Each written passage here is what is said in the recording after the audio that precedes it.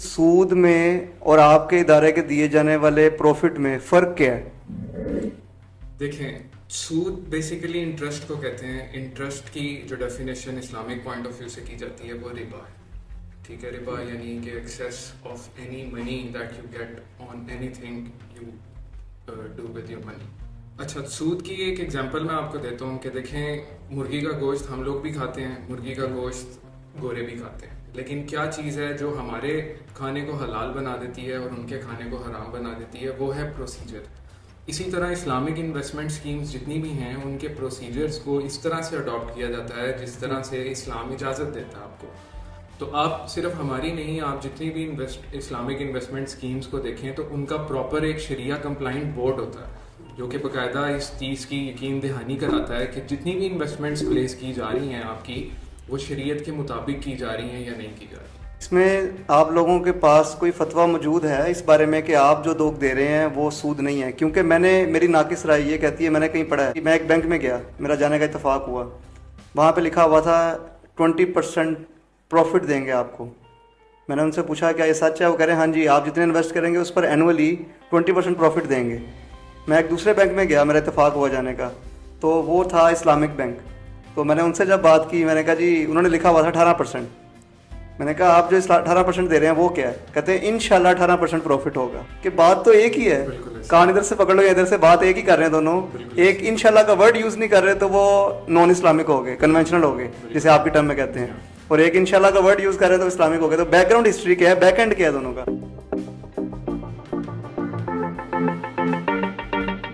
बिस्मिल्लाहिर्रहमानिर्रहीम, अस्सलाम वालेकुम everyone, welcome back to another video of HMI से। सो आज के पॉडकास्ट में जो शख्स हमारे साथ मौजूद हैं उनका आपकी ज़िंदगी में ज़रूर कोई ना कोई किरदार एक थोड़ा सा ज़रूर होगा। अगर तो आप लेन देन करते हैं किसी भी मामले में तो आपको बैंक ज़रूर जाना पड़ता होगा। जब आप बैंक जाते हैं तो अपनी रकम निकलवाते हैं या जमा करवाते हैं तो आपको एक टर्म यूज़ होती है सेविंग्स या एसेट मैनेजमेंट या सेविंग्स या प्रॉफिट या लॉस, तो आपका इससे भी ज़रूर पाला पड़ता होगा। तो आपके सरमाए को सही जगह, मुनासिब जगह इन्वेस्ट करके उसके इवज़ आपको जो प्रॉफिट या मार्जिन प्रोवाइड करते हैं वो पर्सन हमारे साथ मौजूद हैं। नाम है उनका इब्राहिम हैदर, जो कि NBP funds management limited company है, उनके सेल्स एग्जीक्यूटिव हैं। सबसे पहले तो आपका शुक्रिया इरफान भाई कि आपने मुझे अपने प्लेटफॉर्म पे बुलाया यहाँ पर। और सबसे पहले एक मैं बेसिक इंट्रोडक्शन अपना आपके व्यूवर्स को दे दूँ कि मेरा नाम इब्राहिम हैदर है। मैं NBP फंड्स में as a sales manager job कर रहा हूँ। NBP फंड्स बेसिकली पाकिस्तान की नंबर 1 एसेट मैनेजमेंट कंपनी है। और थोड़ा सा अपना बैकग्राउंड बताता चलूँ, एजुकेशनल बैकग्राउंड तो मेरा मार्केटिंग का एजुकेशनल बैकग्राउंड नहीं था। बेसिकली मैं शुरू से ही जो है वो अकाउंटिंग और फाइनेंस की फील्ड से ताल्लुक़ रखता था। तो मैंने अपना कैरियर का जो आगाज़ किया था तब मैं 18 साल का था, और मैंने जो अपना कैरियर स्टार्ट किया वो मैंने एबेकस कंसल्टिंग से स्टार्ट किया। वहाँ पर मैं 786 की क्यू में था और सिम्स एक्टिवेशन वगैरह जो है वो उस क्यू में था मैं। तो बेसिकली कॉल्स आती थी, जो नई सिम्स लेते थे वो कॉल करते थे हेल्पलाइन पर, तो मैं वहाँ पर बैठा होता था सिम्स को एक्टिवेट करने के लिए। तो मुझे शुरू से ही पैसे कमाने का बहुत ज़्यादा अर्ज था, बचपन से ही। तो इवन कि मेरा जो ID कार्ड है वो भी तब बना था जब मैं जॉब करता था एबेकस में। तो मैंने कोई 1 साल सवा साल एबेकस में जॉब की। मेरा बड़ा अच्छा लर्निंग एक्सपीरियंस रहा वहाँ पर कि किस तरह से आप कम्युनिकेशन स्किल्स अपने अंदर एनहांस करते हैं, मैंने वो वहाँ से सीखा। मैंने वहाँ से सीखा कि किस तरह से आप जो है क्वेरीज जो रिलेटेड टू कस्टमर सर्विसेज होती हैं उनको किस तरह से रिजॉल्व कर सकते हैं। तो ये मेरा पहला स्टार्ट था कैरियर का। उसके बाद मैं अपनी रेलेवेंट फील्ड में आ गया जो कि बेसिकली अकाउंट्स की फील्ड थी। मैंने सैनिटरी फिटनेस में as an accountant almost about कोई 1 साल सवा साल के करीब मैंने वहाँ पर काम। पैसे ने आपको खींचा हुआ था? जी हाँ, बिल्कुल। यानी कि पैसे का शौक था आपको, पैसे का शौक इस फील्ड में खींच के लाया? बिल्कुल ऐसे ही है। मैं एक मिडिल क्लास फैमिली से बिलोंग करता हूँ बेसिकली स्टार्टिंग से, और मेरे फादर ही मेरे रोल मॉडल रहे हैं शुरू से। अच्छा, मेरे अगले सवाल का जवाब आपने खुद ही दे दिया कि मेरा अगला क्वेश्चन आपसे ये था कि किसको देखकर इस फील्ड में है। जी हाँ, बिल्कुल। मैं बेसिकली एजुकेशनल बैकग्राउंड ना होने के बावजूद मार्केटिंग में आने का वजह ये थी कि मैं अपने फादर से बहुत ज़्यादा एडमायर था, और मुझे लगता था कि मेरे अंदर कुछ इस तरह के स्किल्स हैं कि जो जिन्हें मुझे मार्केटिंग की फील्ड में मुझे ज़्यादा सूटेबल लगता है। तो मैंने खैर अकाउंट्स की फील्ड में कुछ साल सवा साल जॉब की, लेकिन फिर आई वॉज गेटिंग बोर्ड और मैंने फिर स्टेप लिया और मैं मार्केटिंग की फील्ड में आया इन 2015। जो मेरी पहली जॉब थी मार्केटिंग से रेलेवेंट वो सिंध इंश्योरेंस में थी, मैं एज अ सेल्स एग्जेक्टिव वहाँ पर 2015 में हायर हुआ और कोई 2 साल के करीब मैंने अपने सिंध इंश्योरेंस को दिए। फिर वहाँ से मुझे अपॉर्चुनिटी एक मिली सऊदी पाक इंश्योरेंस, शायद आपने नाम सुना हो, वहाँ पर एज अ मैनेजर मार्केटिंग की। तो ऑलमोस्ट 2 साल, 2.25 साल मैंने इंश्योरेंस की इंडस्ट्री में भी सऊदी पाक में सर्व किया। और इसके बाद फिर मुझे मेरे एक बहुत ही क्लोज़, आप मेरे कह सकते हैं कि मेरे मेंटोर से मुझे पता चला कि एनबीपी फंड्स जो है वो हायर कर रहा है। मेरा नेक्स्ट क्वेश्चन यही है कि एनबीपी फंड्स जो कि एक एसेट मैनेजमेंट लिमिटेड कंपनी है, लोगों के पैसे को महफूज करके अच्छी जगह इन्वेस्ट करके उनको प्रॉफिट देती है, एनुअली या मंथली कह लें, तो एनबीपी फंड्स ही क्यों चूज़ किया आपने? देखें, ऑब्वियसली जब आप कैरियर अपना बनाना चाहते हैं तो आपकी कोशिश यही होती है कि आप ऐसे इंडस्ट्री को या ऐसी इंडस्ट्री में ऐसी कंपनी को सिलेक्ट करें कि जो एक ब्रांड हो। तो आपको पता है कि मार्केटिंग की फील्ड में नो डाउट आपके पर्सनल स्किल्स भी बहुत ज़्यादा काम आते हैं, लेकिन जो वाइटल रोल प्ले करती है वो आपका इंस्टीट्यूट होता है कि वो जितना ज़्यादा ट्रस्टवर्दी और जितना बड़ा नाम होगा उतना ज़्यादा आपके लिए भी इजी होगा कि आप उसको मार्केट कर सकें। तो एनबीपी फंड्स में आने की वजह यही थी कि एक बड़ा नाम था और मैं अपना कैरियर एक अच्छी इंडस्ट्री के साथ ग्रो करना चाहता था। तो फिर मैंने यहाँ एनबीपी फंड्स में आके इंटरव्यू दिया। तो काफ़ी इनका स्ट्रिक्ट हायरिंग का प्रोसीजर होता है। पहले 2 इंटरव्यूज़ हुए, फिर 2 मेरे टेस्ट हुए, फिर मैंने वो टेस्ट क्वालिफाई किए, तो फिर मेरी अपॉइंटमेंट हो गई एज अ रिलेशनशिप मैनेजर। चलिए थोड़ा सा सिंप्लीफाई कर दें, ऑडियंस को बता दें कि बेसिक रिक्वायरमेंट एजुकेशन की क्या है, अगर कोई आपकी तरह इस फील्ड को ज्वाइन करना चाहता है या एनबीपी फंड्स को स्पेसिफिकली ज्वाइन करना चाहता है तो? देखें, आप ग्रेजुएट होने चाहिए, ठीक है, कम से कम, प्लस फिर आपके अंदर ऐसे स्किल्स होने चाहिए जो आप कम्युनिकेशन स्किल्स। जी, कम्युनिकेशन स्किल्स भी। और फिर कुछ हमारी फर्दर रिक्वायरमेंट्स भी हैं, हमारे कुछ SCCP की तरफ से रिक्वायरमेंट्स हैं कि कुछ सर्टिफिकेशंस हैं वो करनी लाजमी होती हैं। तो एनबीपी फंड्स नो डाउट मैं प्रेफर करूँगा कि एक बहुत अच्छा इदारा है, ठीक है, मैं क्योंकि मैं खुद भी इसमें काम कर रहा हूँ। और ख़ास तौर पर आपकी सॉरी बात काट रहा हूँ, मुझे किसी ने बताया था एक दफ़ा, जब मैंने अपने करियर का आगाज़ किया था तो मैं भी एक दफ़ा एक बैंक में गया था, मेरी मुलाकात, मैं तो बेसिकली इस फील्ड का बंदा नहीं हूँ बैंकिंग का, लेकिन मैं एक बंदे के पास गया था, उसने मुझे बताया था कि भाई एक बात याद रखना, किसी भी फील्ड में चल जाओ, दुनिया में 2 ही काम होते हैं, सेल्स और मार्केटिंग। जी हाँ, बिल्कुल, इसके अलावा तीसरा कोई काम नहीं है। बिल्कुल ऐसे, कहता even you are selling goods और यू आर सेलिंग सर्विसेज, बिल्कुल ऐसे, you have to deal with goods and services beneath the umbrella of sales and marketing. Marketing एक बहुत बड़ी स्किल है, एक आर्ट है, आर्ट कह सकते हैं इसे। बिल्कुल ऐसे। देखिए, मार्केटिंग ना हो तो चीज़ें ना बिकें, ठीक है ना। कंपनी, कोई भी कंपनी प्रोडक्शन तो स्टार्ट कर देती है, लेकिन जब तक एक मार्केटिंग टीम नहीं होती जो कि जाकर उस प्रोडक्ट को डोर स्टेप तक उसको जाकर लोगों को उसके प्रोडक्ट के बारे में बताया जाए, तो ऑब्वियसली कंपनीज ग्रो नहीं कर सकती, ठीक है ना। तो हमारी भी एनबीपी फंड्स की एक बहुत बड़ी मार्केटिंग की टीम है, ठीक है, और सारे क्वालिफाइड और कंपेटिटिव लोग हैं। तो मार्केटिंग, आप बिल्कुल ठीक कह रहे हैं कि मार्केटिंग जो है वो किसी भी कंपनी की ग्रोथ के लिए एक बैकबोन है और एक। थोड़ा सा एनबीपी फंड्स के बारे में बता दें कि एनबीपी फंड्स बेसिकली है क्या और इसका मैकेनिज्म काम किस तरह करता है, थोड़ा सिंपल अल्फाज में बताएं आम आदमी को कि एनबीपी फंड्स के पास वो क्यों आए। बिल्कुल, देखें, एनबीपी फंड्स जो है वो पाकिस्तान की नंबर 1 एसेट मैनेजमेंट कंपनी है जो कि म्यूचुअल फंड अकाउंट्स में डील करती है। सबसे पहले थोड़ा सा म्यूचुअल फंड अकाउंट्स के बारे में मैं आपको बता देता हूँ कि एक कलेक्टिव इन्वेस्टमेंट स्कीम होती है जिसमें बहुत सारे लोग मिल के अपना पैसा प्लेस करते हैं और एक फंड मैनेजर अपॉइंट किया होता है एसेट मैनेजमेंट में। और वो फंड मैनेजर जितने भी होते हैं या जो भी होता है वो उस फंड की स्पेसिफिकेशन के हिसाब से लोगों के पैसे को आगे फाइनेंशियल मार्केट्स में इन्वेस्ट कर रहे होते हैं। अब हमारी पाकिस्तान की बेसिकली 3 फाइनेंशियल मार्केट्स हैं। पहली मार्केट है मनी मार्केट। मनी मार्केट जो है ये वेरी लो रिस्क के साथ एसोसिएट होती है। इसमें ऐसे इंस्ट्रूमेंट्स में इन्वेस्ट की जाती है जो कि 3 माह से लेके 1 साल के, फॉर एग्जांपल इंस्ट्रूमेंट्स का नाम जैसे कि ट्रेजरी बिल्स हैं जो कि पहले से ही डिस्काउंट रेट पे आपको मिल रहे होते हैं, बैंक्स के साथ डिपॉजिट्स वगैरह हैं। तो ये मनी मार्केट के इंस्ट्रूमेंट्स हैं मोस्टली। सेकेंड जो मार्केट है वो काफ़ी मेजर मार्केट है, उसे इनकम मार्केट भी बोलते हैं, डेट मार्केट भी बोलते हैं। यहाँ पे जो इन्वेस्टमेंट्स के हॉरिजॉन होते हैं वो 1 साल से लेके 4 साल तक के होते हैं। यहाँ पर पाकिस्तान इन्वेस्टमेंट बॉन्ड्स में आपकी डीलिंग होती है, यहाँ पर आपको GOP जारा सुकूक्स मिलते हैं, यहाँ पर TDRs TFCs में इन्वेस्टमेंट वगैरह की जाती है, टर्म डिपॉजिट रिसीव्स। जी हाँ, बिल्कुल ऐसी है। और जो तीसरी मार्केट है वो पाकिस्तान की सबसे वॉलेटाइल मार्केट है, जिसे स्टॉक मार्केट भी कहते हैं। ऑब्वियसली हर बंदे ने इसका नाम भी सुन रखा होगा, स्टॉक नाम तो मार्केट सबने सुना, लेकिन हर एक को पता नहीं कि काम कैसे करता है बिल्कुल stock ऐसी है। स्टॉक मार्केट जो है बेसिकली वो आपकी जो इकोनॉमिक कंडीशंस होती हैं उन पे वर्क कर रही होती है। ये काफ़ी वॉलेटाइल मार्केट है, market। उतार चढ़ाव आता इसमें रहता है, उतार चढ़ाव जो है वो आपका रिस्क फैक्टर भी ज्यादा है। ऑब्वियसली बिल्कुल रिस्क फैक्टर भी लेकिन ज़्यादा अगर आप किसी अच्छी कंपनी के स्टॉक्स या शेयर्स खरीदते हैं तो आपको इस चीज़ का तो श्योरिटी मिल जाती है कि मैं जल्दी डूबूंगा नहीं।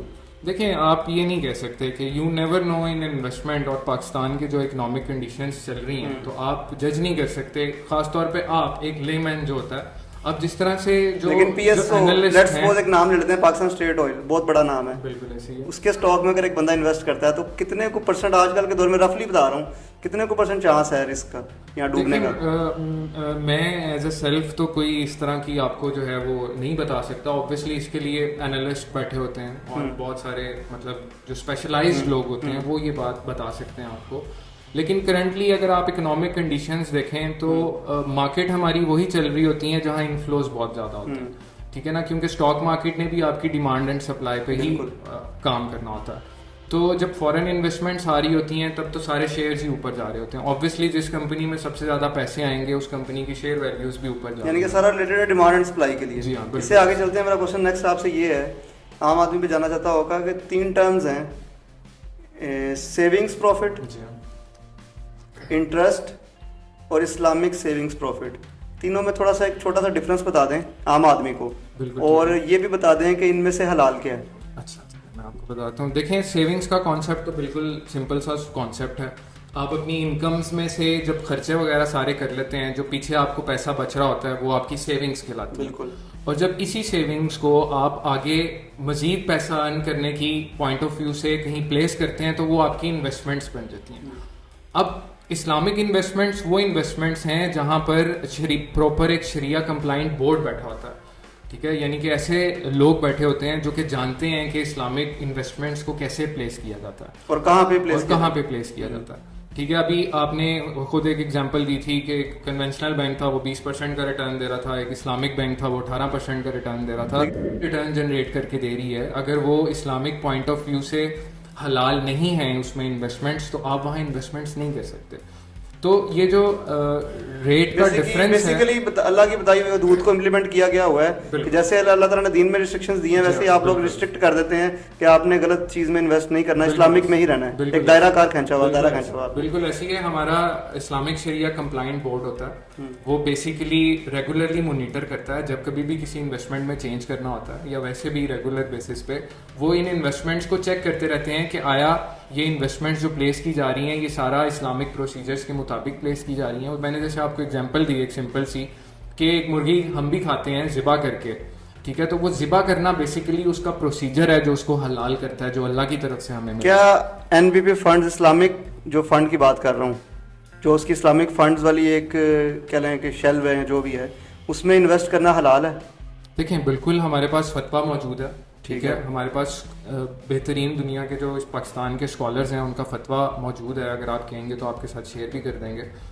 तो जिसमें मुफ्ती तकी उस्मानी साहब के बेटे हैं अशरफ उस्मानी साहब हैं, ठीक है, तो उनकी तरफ से हमारे पास एक फतवा मौजूद है, उसमें हमने सारा डिस्क्लेमर दिया हुआ है। उन्हीं के मुताबिक उन्होंने सारे हमारे फंड्स के नाम लिखे हुए हैं कि इन फंड्स में आपको इस्लामिक पॉइंट ऑफ व्यू से इजाज़त है कि आप इसमें इन्वेस्टमेंट्स को प्लेस। ठीक है, ऑडियंस की आसानी के लिए नीचे लिंक शेयर कर देंगे उस फतवे का भी, ताकि कोई पढ़ना चाहे तो पढ़ सकता है। नेक्स्ट क्वेश्चन मेरा ये है, क्या हमारे लिसनर्स को बताएं कि why they should invest with NBP funds, और क्या ये सही वक्त है इन्वेस्टमेंट का? अक्टूबर 2023 की बात कर रहा हूँ आज की।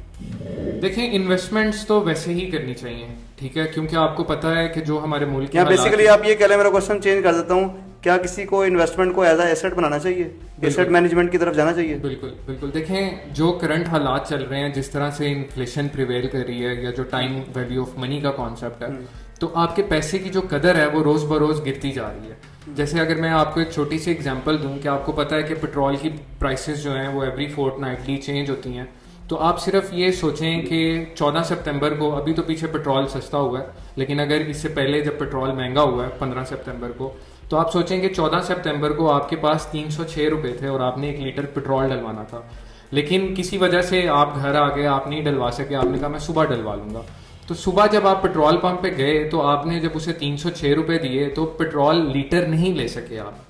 उसकी क्या वजह है कि कीमत बढ़ गई पेट्रोल की। तो सेम एज इट इज कीमत नहीं बढ़ी, हमारा पैसा डिवैल्यू हो गया। देखें वो एक ही बात है ना, एक ही बात है। देखें यही कॉन्सेप्ट आपकी सेविंग के साथ है। लोगों ने मोस्टली पाकिस्तान में क्या होता है कि हमारी नेशन जो है वो कमेटियां डाल के सेविंग्स को प्रेफर कर रही होती है।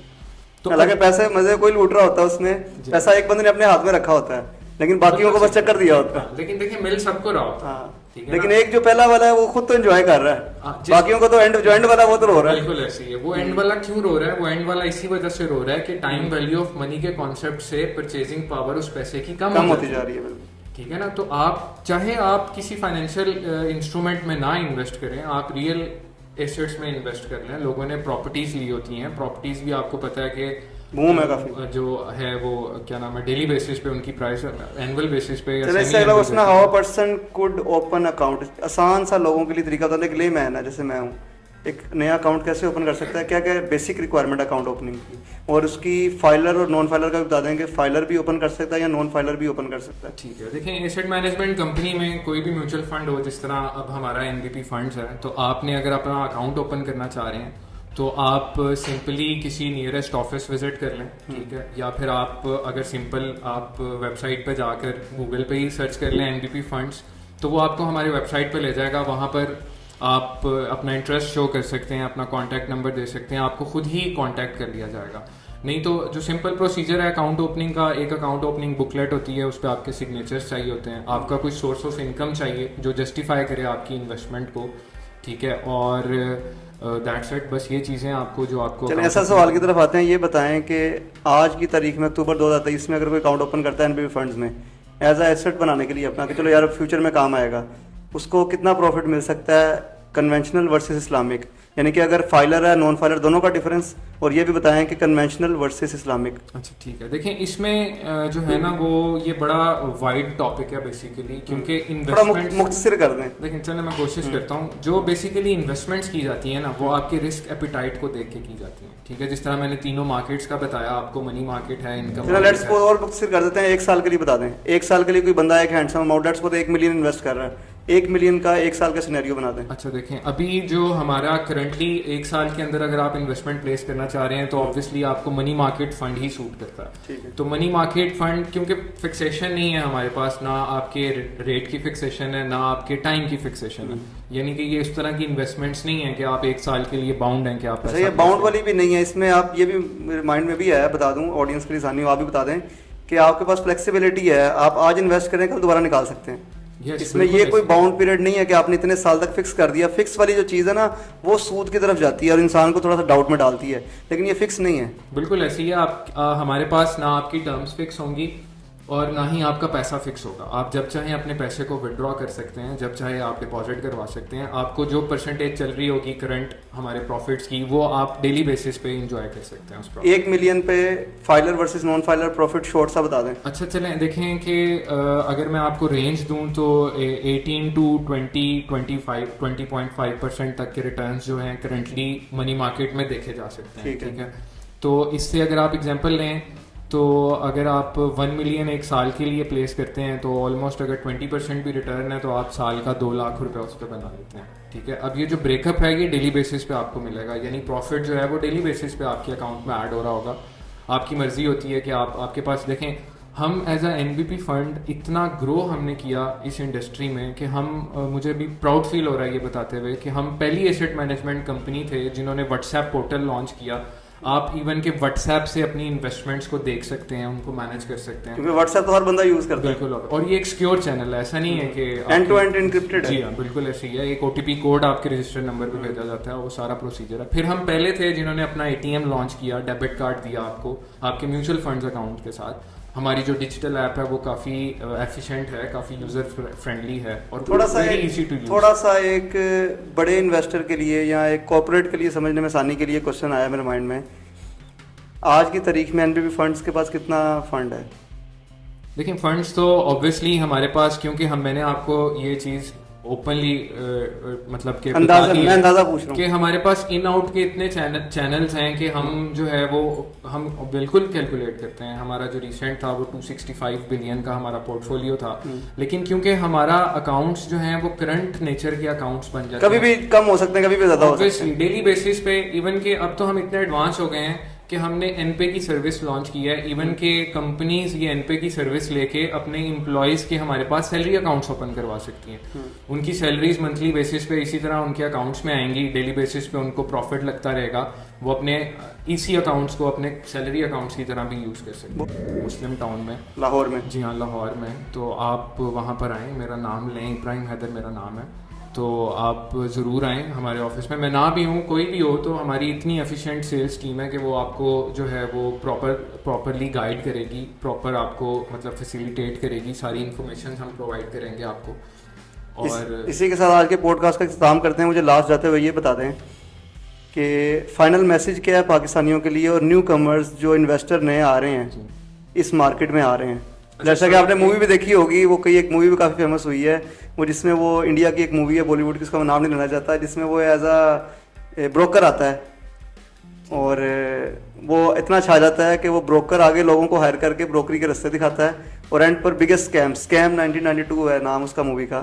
तो वो स्कैम 1992 वाले बंदे के बारे में और पाकिस्तानी मार्केट को देखते हुए अगर कोई रातों रात स्कैम 1992 की तरह का स्कैम मारना चाहे तो उसको क्या कहते हैं आप? देखें, एक चीज तो रह गई, आपने पहले मुझसे पूछा था कि फाइलर नॉन फाइलर जी। का, तो वो मैं आपको बता दूं कि हमारा इनकम टैक्स ऑर्डिनेंस का सेक्शन 150 है जिसके तहत टैक्स डिडक्ट होता है, विद होल्डिंग टैक्स। कितने %? वो फाइलर के लिए 15% है, नॉन फाइलर के लिए 30% है। अच्छा, सेकेंडली मैं यही कहना चाहूंगा हमारी ऑडियंस को कि देखें, ये जो सेविंग्स है आपकी, ऑब्वियसली आप अपनी सेविंग्स को ही इन्वेस्ट करेंगे, तो जो आपकी सेविंग्स है ये आपकी हार्ड अर्न मनी है, तो आप इसको जहां भी इन्वेस्ट करना चाहें पहले उस इन्वेस्टमेंट्स की प्रॉपर स्पेसिफिकेशंस को देख लें, उसके साथ कौन कौन से रिस्क एसोसिएट हैं आप उनको चेक करें, आप अपनी मार्केट रिसर्च करें, प्रॉपर गाइडेंस लें और फिर अपने उस हार्ड अर्न मनी को कहीं पे भी इन्वेस्ट करें ताकि आपको किसी किस्म का नुकसान ना हो इन फ्यूचर।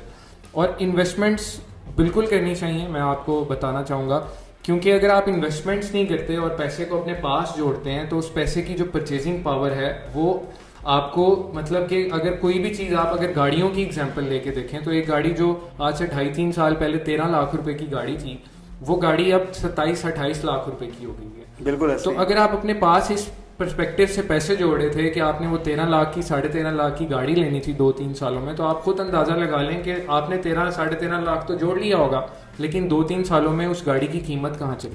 उस पैसे को सही जगह इन्वेस्ट नहीं किया जिसकी वजह से आज आपकी परचेजिंग पावर और कम हो गई है। yes. अब आप उस गाड़ी के बजाय उसके टायर भी नहीं खरीद सकते। बिल्कुल ऐसे ही ही है। तो आपको इन्वेस्टमेंट्स करनी चाहिए, लेकिन पहले आपको सोच समझ कर, किसी अच्छे बंदे से मशवरा करके। जी हाँ, इवन कि आप अगर एनबीपी फंड्स में भी आए तो आप पहले जिस फंड में आप इन्वेस्ट कर रहे हैं या आप किसी और एसेट मैनेजमेंट में चले जाएं, तो जिस फंड में आप इन्वेस्ट करना चाह रहे हैं पहले उसकी पूरी स्पेसिफिकेशन लें कि आपको रिस्क कितना एसोसिएट है, कहाँ कहाँ इन्वेस्टमेंट्स, हम पूरा डिस्क्लेमर देते हैं इन्वेस्टमेंट से पहले कि ये यानी कि आगाह कर देते हैं कि भाई तैयार रहना मेंटली तौर पे। नहीं, वो तो आपकी मर्जी पे। देखिए, हमारा जब भी कोई इन्वेस्टमेंट करने आता है ना, हमारा एक रिस्क प्रोफाइल क्वेश्चनियर होता है, उसमें हम जनरल क्वेश्चंस कुछ आस्क करते हैं क्लाइंट के एज के हवाले से, उसकी इनकम के हवाले से, उसका नॉलेज कितना है, अंडरस्टैंडिंग कितनी है, वो क्या चाह रहा है अपनी इन्वेस्टमेंट पे, किस तरह का रिटर्न्स लेने चाह रहा है। तो इस बेस पे फिर हम उसकी स्कोरिंग करके उसको एक फंड रिकमेंड करते हैं, लेकिन फिर भी जो चॉइस जो ऑप्शन होती है वो हमारे जो फाइनल यूटिलाइजर है उसी के एंड पे होनी चाहिए। उसकी रिस्क एपिटाइट को देख के अगर वो बंदा रिस्क नहीं लेना चाह रहा और शॉर्ट टर्म के लिए इन्वेस्टमेंट करना चाह रहा है तो उसको उसी प्रोडक्ट में इन्वेस्ट करना चाहिए जिसमें उसका रिस्क भी लो है और रिटर्न्स भी उसको अच्छे मिल रहे हैं, और लिक्विड इन्वेस्टमेंट होनी चाहिए ताकि आपको जब जरूरत पड़े in case of emergency flexibility हो, विदड्रॉ कर सके। बहुत अच्छी बात की आपने। इसी से आज का हमारा पॉडकास्ट इख्तिताम करते हैं। बाकी दुनिया के मुल्कों की तरह पाकिस्तान की भी बात कर ली जाए तो पूरी दुनिया की तरह इसकी इकोनॉमी भी डाउन ही जा रही है। हम तो दुआ गो ही हैं, दुआ ही कर सकते हैं कि पाकिस्तान की इकोनॉमी को भी बूम आए, जवाल ना आए, इसको अरूज ही आए और इनकी तरह बाकी लोगों का भी काम चलता रहे और हमारा काम भी चलता रहे। और लोगों के पैसे को महफूज करना और अच्छी जगह इन्वेस्ट करना इनका काम है और अच्छी बात आगे फैलाना सदका जारिया भी है। बहुत शुक्रिया, अल्लाह हाफिज़।